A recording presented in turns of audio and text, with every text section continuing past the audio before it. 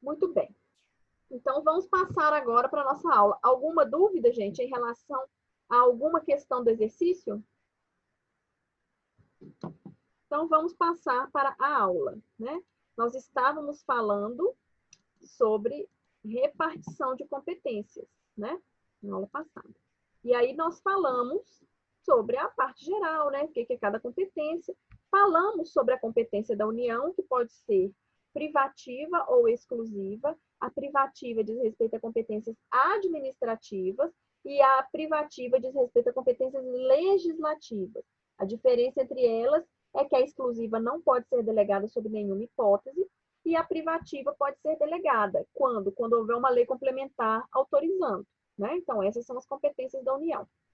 Nós falamos sobre a competência comum, que é a competência que traz o artigo 23, que dá para todos os entes da federação, todos, inclusive o município, que às vezes é excluído de alguns, né? Mas tanto a União, Estado, Distrito Federal e município, a competência material, né, administrativa, para praticar, né, exercer determinadas atividades que são do interesse de todos os entes, né?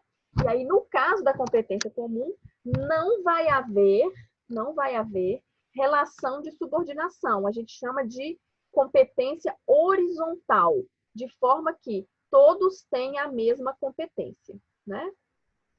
Até aqui, ok? Todos têm a mesma competência sem que exista relação de subordinação entre eles, né? Até aqui, então, nós falamos na aula passada. Hoje nós vamos falar sobre a competência legislativa concorrente, tá? Que a Constituição traz lá no artigo 24. O artigo 24 da Constituição, vamos lá ver a Constituição, vai falar o seguinte. Vamos lá no artigo 24. Compete à União, aos Estados e ao Distrito Federal legislar concorrentemente sobre, né? Ou seja, são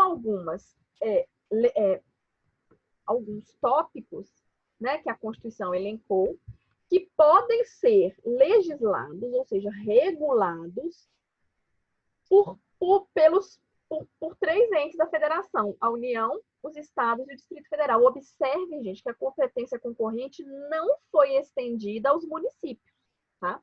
Então, o município não entra aqui no artigo 24. Então, só a título de curiosidade, vamos ver alguns incisos, né, que todo mundo vai legislar sobre.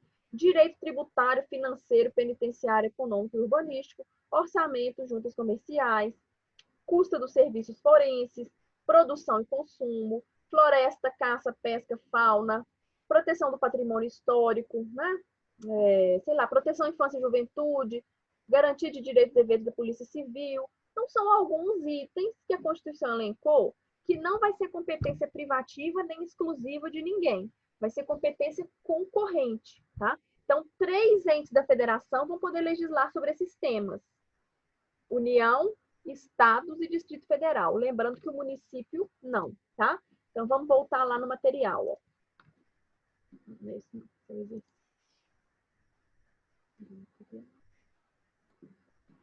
O que a gente tem para falar sobre isso? Tá? Aqui, da competência concorrente. Então, primeira coisa, os municípios foram excluídos, não legislam concorrentemente sobre esses assuntos, tá?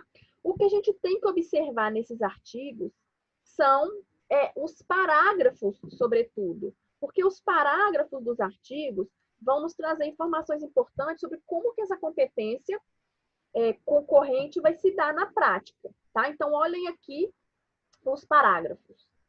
Parágrafo 1º. No âmbito da legislação concorrente, a competência da União limitar-se-á a estabelecer normas gerais, tá? Então, gente, esse artigo deu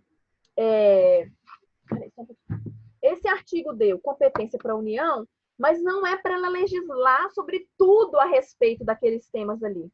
A respeito desses temas, ela vai estabelecer apenas normas gerais. E a nossa reunião está acabando, e daqui a pouco a gente começa outra, tá?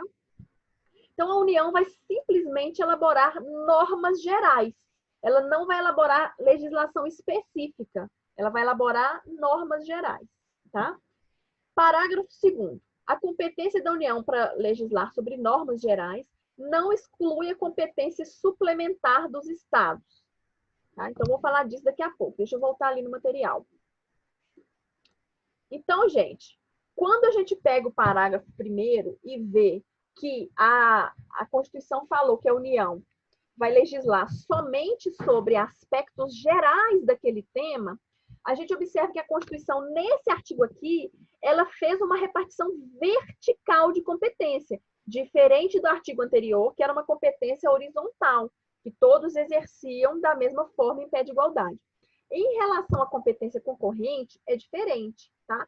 A legislação, a Constituição estabeleceu uma linha vertical para dar essa competência. Então, a União vai elaborar normas gerais. Os estados e o Distrito Federal vão elaborar normas específicas, normas que digam respeito à sua região, à sua realidade, tá? Então, a União vai elaborar a norma geral e o estado e o Distrito Federal vão elaborar normas regulamentares, complementares à legislação federal, que foi geral, tá? Então, observem como que é uma relação vertical, né? Porque a norma que o Estado e o Distrito Federal for elaborar não pode contrariar a norma que a União elaborou, né? Então, ele não tem, ele vai ter que obedecer essa norma federal que está traçando normas gerais, né? Na hora que ele for elaborar a estadual ou a distrital. Então, existe uma relação de subordinação. A União vai elaborar a norma geral. O Estado e o Distrito Federal, na hora que for elaborar a norma específica, né, que diga respeito à sua realidade, vai ter que observar a norma que a União elaborou. Tá? Então, existe uma relação de subordinação. Né?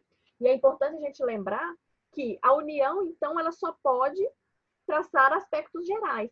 Caso a União extrapole esses aspectos, né? E aí legisle também, fale também sobre aspectos específicos, essa parte da legislação que fala sobre aspectos específicos vai ser considerada inconstitucional, tá, gente? Porque ela vai ter extrapolado a sua competência. Ela vai estar falando sobre coisas que não era de sua competência falar, porque ela só pode falar sobre as questões gerais. As questões específicas só podem ser elaboradas pelo Estado. Ok, gente? Então, ó, as normas são fixadas pela União, as normas gerais, e os estados e o Distrito Federal vão completar a legislação. É isso que o parágrafo 2º fala quando fala o seguinte, que a gente leu lá na Constituição. A atuação da União, fixando as normas gerais, não exclui a atuação suplementar dos estados e do Distrito Federal, tá? Ou seja, a União vai elaborar as normas gerais, os estados e o Distrito Federal vão elaborar as normas específicas, suplementando a norma geral no que lhe couber ali, que for a realidade do seu próprio estado, tá? Por isso que a gente fala que existe aqui uma relação de subordinação, tá? Entre a atuação da União, na edição de normas específicas, e do Estado e do Distrito Federal, que vai ter que obedecer a legislação da União, tá? Agora, vamos observar aqui o parágrafo 3º, que vai trazer uma outra previsão aqui para nós. Ó. Inexistindo lei federal sobre normas gerais, os estados exercerão a competência legislativa plena para atender às suas peculiaridades. O que acontece, gente? Então, o artigo vai me falar que a União vai elaborar normas gerais e o Estado vai elaborar normas específicas complementando a legislação federal. Né? Mas, e se a União não elabora norma nenhuma? Né? Vamos supor que a União é omissa em alguns ou vários daqueles itens lá elencados no artigo, e o Estado quer exercer alguma daquelas atividades, como que ele vai fazer? Né? Se a competência dele é complementar e a União foi omissa e não elaborou norma geral nenhuma. Aí que o parágrafo 3º vem dizer que, se a União não elaborar a norma geral, o Estado pode, e o Distrito Federal, elaborar a sua própria norma, abordando tanto aspectos gerais quanto aspectos específicos, enquanto não vier a legislação federal. Tá? Então, para o Estado e para o Distrito Federal não ficarem prejudicados por conta da omissão da União, a Constituição autorizou, né, no parágrafo 3º do artigo 24, que o Estado e o Distrito Federal exerçam a competência legislativa plena em relação àquelas matérias. O que quer dizer isso? Que ele vai legislar tanto as normas gerais quanto as normas específicas, né? Porque a princípio ele só poderia falar sobre as questões específicas, mas como a União não falou nada, ele vai exercer plenamente, vai falar tanto do geral quanto do específico, tá? E aí a gente tem que voltar aqui para o artigo 4º, o parágrafo 4º, para saber o que vai acontecer depois, ó. A superveniência de lei federal sobre normas gerais suspende a eficácia da lei estadual no que lhe for contrário. Então, gente, o que acontece? O Estado, se a União não fizer nada, vai fazer a legislação plena a respeito daqueles temas ali, né? Tanto a parte geral quanto a parte específica. Quando vier a lei da União, tratando apenas das partes gerais, essa lei que vier vai suspender a eficácia dos artigos da lei do Estado em relação àquilo que ele legislou sobre parte geral, que não era competência dele, né? Então, é o que o artigo fala, a superveniência da norma federal vai suspender a eficácia da norma federal, da norma estadual, sobre os aspectos gerais, no que lhe for contrário, né? Então, observem que a Constituição não falou que revoga, tá? Isso é pegadinha de prova, porque na prática não faz nenhuma diferença ter sido suspenso ou ter sido revogado. Mas a Constituição fala suspender a eficácia, não fala de revogar, tá, gente? Então, não confundam, isso é pegadinha de prova que vai estar lá na alternativa. Então, a superveniência de lei federal revoga a lei estadual, no for contrário. Não. A superveniência de lei federal suspende a eficácia da norma estadual no que se refere à abordagem de aspectos gerais, no que lhe for contrária, tá? Então, é diferente, teoricamente, né? Legislativamente, assim, tecnicamente, né? É diferente suspender a eficácia e revogar. O que a lei fala, o que a Constituição fala, é que vai suspender a eficácia. Então, vocês entenderam isso, gente? Essa questão da legislação, da competência legislativa concorrente, né? Quer dizer o quê? Sim. Que todos os entes, né, brevemente. Professora, a superveniência da lei federal suspende a eficácia das o quê?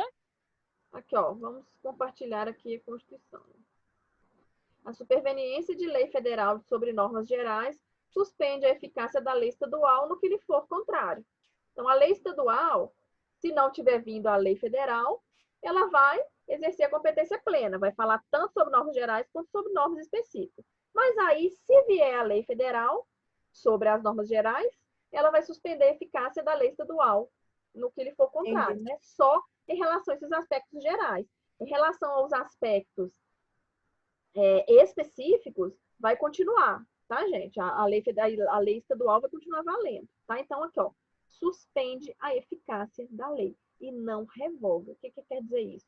Que a lei vai continuar existindo, que ela vai continuar, ela vai estar lá do mesmo jeito, só que ela não vai ser aplicada. Vai ser aplicado o quê? Entendi. A lei federal nova que tiver vindo. Ok? Ok, obrigada. Dúvidas? Não. Não.